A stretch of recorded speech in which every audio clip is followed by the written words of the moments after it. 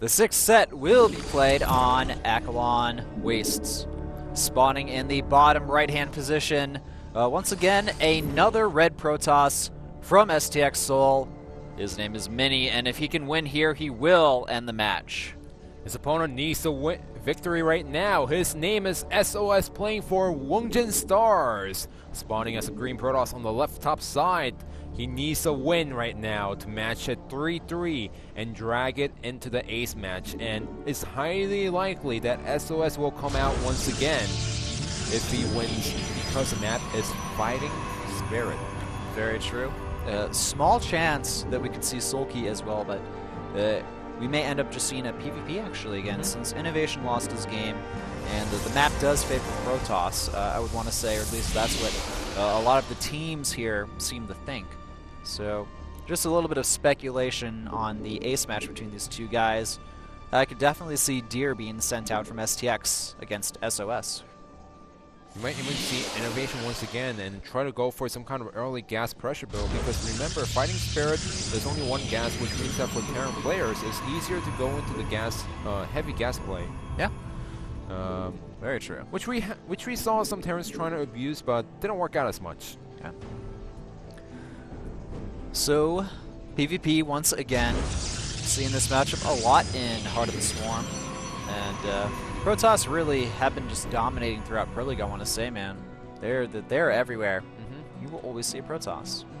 Oh, this is Go Rush actually taught me this yesterday while we were doing this, and SOS is trying to fake out a little bit. Doesn't work out as much in PvP, but what he's trying to do is putting the pylon over there, so when his opponent scouts inside the main base, it makes it look like there's going to be some proxy Stargate somewhere around the map. Yeah, just kind of keeping your opponent on your toes. Mind games. Maybe actually going for 3 probes in each geyser. SOS as well, so... Well, here's the question. Did Mini go for the 15 double assimilator, or did he get the second assimilator a little bit later? I think he went for the double gas. Okay. Pretty sure he did. Double checking, because usually players go for double gas, but sometimes they go for the one assimilator. The timing looks like it was double gas, but it's always better to double check. Well, if you really want to know, you can always watch the VOD again, and you'll know for sure. Well, I'm casting right now, so I can't go back to the VODs. Oh, that's true. You're gonna have to wait, man. And by then, you're pretty much at a lost cause. Both players going for the Sentry, so it seems like they want to play a little more defensive right now. Mini has a solid, SOS skipped out on his own solid, so he's gonna have 100 more minerals saved up inside the main base. Mothership core on the way here, and there we go. There is that Stargate from Mini here. He's going to be getting that up a little bit faster than his opponent, opting to not get the Mothership core quite as fast here. But the Mothership core, it looks like it is going to be rallied to Mini's base from SOS's side. This is a little bit tricky, because now Mini, he actually cut his, he's getting 2 Zealots. He's getting a Sentry, so this is a really smart build by Mini, I have to say. Some of these Protoss players, they try to cut the Mothership core earlier in the game to get the faster Stargate, faster Twilight Council, and that actually cost them the game when their opponents went inside the main base with the solid Stalker and 1 Mothership core, which kills up to 4, 5, even 6, 7 probes. And Mini, knowing that he's getting up to 2 Zealots, he's getting up to a second Sentry, and he's going to be well defended against what his opponent has, even getting a Phoenix against the Mothership core. Oh, definitely. He's going to be fine against this, but interestingly enough, we do have a Robo following the Stargate play here, and we do have 1 Phoenix on the way from Mini here, but also sending out a hallucinated Phoenix here, going to do a little bit of scouting. He will be able to identify that fast blink here, and even a Mothership core from SOS there, just kind of out in the front there. Seems like he wanted to deny some scouting into the main base with the Mothership core getting a first hit and then sniping the probe right away, but I don't know if I agree with Mini's build right now. He only has 1 gateway. He's getting the rover out, so unless he chrono boosts out the Immortal and force fields will ramp, 2 or 3 times, he's gonna be in a lot of trouble. And he didn't really get, I feel like, great amounts of scouting information with that the hallucinated Phoenix there. And now the Stalkers, they are getting ready to move in the position here. Perfect force field. He does need the perfect force field. Will we see the Mothership core join these Blink Stalkers, though? That's the real question. And the Phoenix, he'll be able to use that for that high ground vision. Just Mini, I don't know what he's up to, man. His tech is all over the place. Now, he hasn't really committed too much to the Phoenix. Now, he did time this out perfectly. He saw the Stalkers moving out, so he doesn't need to make any more Phoenix right now. If he makes more, then it's just going to be a waste in supply. It's going to be a waste in minerals right now. He's pretty much far ahead in tech. There's no reason for him to get the Phoenix. All he has to do is get the Immortals out. He has one Immortal, which is going to help him a lot against these Blink Stalkers. And what Mini needs to start thinking right now is getting the Robo Bay down to make sure he can push down the ramp if his opponent has his sentries out. All right, I think what we're going to see is Mini move out very soon here. Maybe even lift up a few of those Stalkers with the Phoenixes, but look at this. Robotics on the way here. I think that Mini feels like there could be potential Stalkers out, or sorry, a sentry on the low ground there, but there's really not much to see here. Phoenix in the main base doing some scouting, trying to focus down that mothership core, but just going to run by. And SOS showing some pretty solid defense in his main base. Now Mini deciding to move across the map here.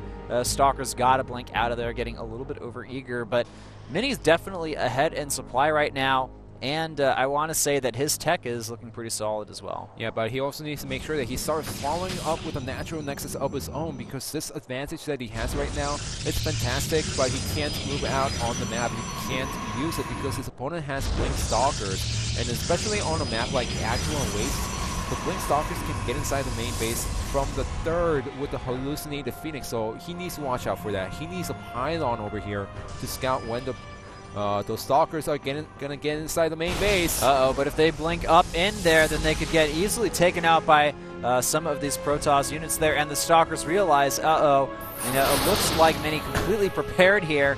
Force fields don't really do anything there, but nice attempt.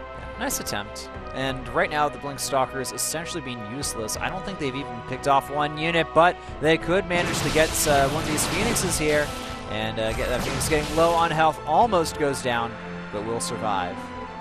It's really crucial for SOS to not waste those Stalkers right away, because he knows that he's not going to deal that much damage, but those Stalkers just being over there pressures his opponent heavily by making sure Mini does not move out on the map. So his number one priority is to make sure those Stalkers pressure his opponent, to make sure he scouts what his opponent is going for, and if there's a little gap, blink inside the main base, blink into the natural, and get as many probe kills as possible. Alright, so the Phoenix is moving across here. I don't think they've been able to spot that observer, but this could be, nice blink from SOS. He does manage to grab one of those Phoenix, but the Phoenix does spot that proxy pylon here. Still nothing out of that Stargate yet. And Dark Shrine.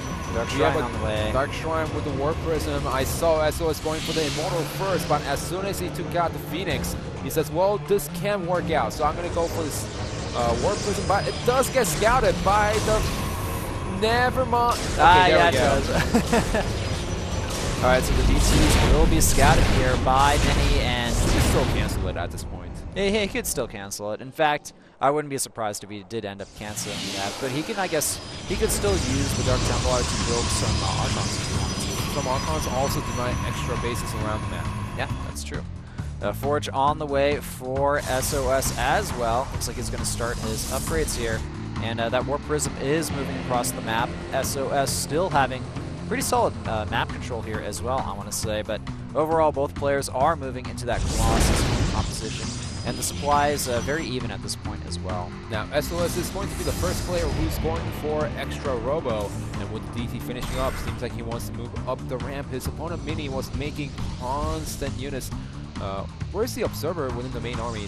I saw he had one before, but did he actually lose it, or is it actually within the main army?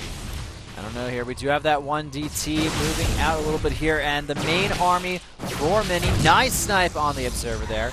There's going to be nothing to really help SOS scout anymore beyond using some hallucinated units. And no, detection is okay. The second Observer just comes out in time, but he needs to make sure the Observer is in position. He's just going to press up, which means that inside the main base, the DT could do a lot of damage, but also if Mini scouts it, the DT will do nothing.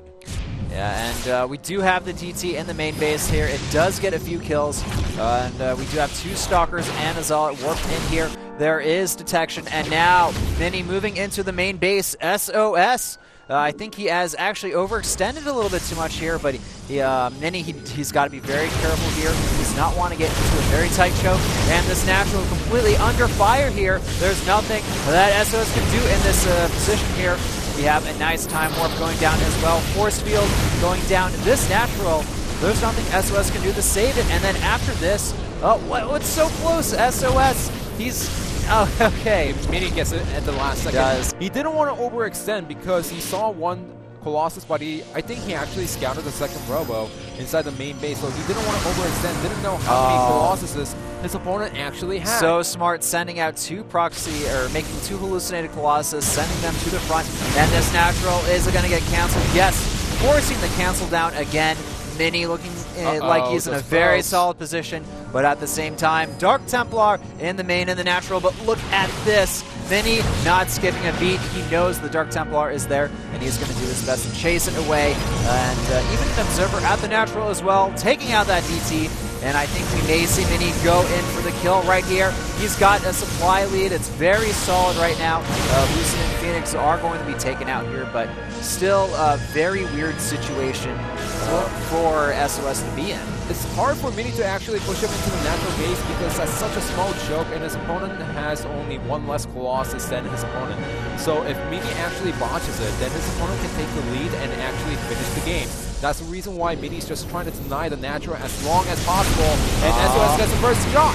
The SOS does get the first shots here, but the Colossus advantage in Mini's favor here. Supplies are favoring our STX Protoss here, and the Immortals doing a lot of damage. SOS forced back right now. He may have to cancel this expansion once again and blink and move into the main base, but no, nice recall into the main base here.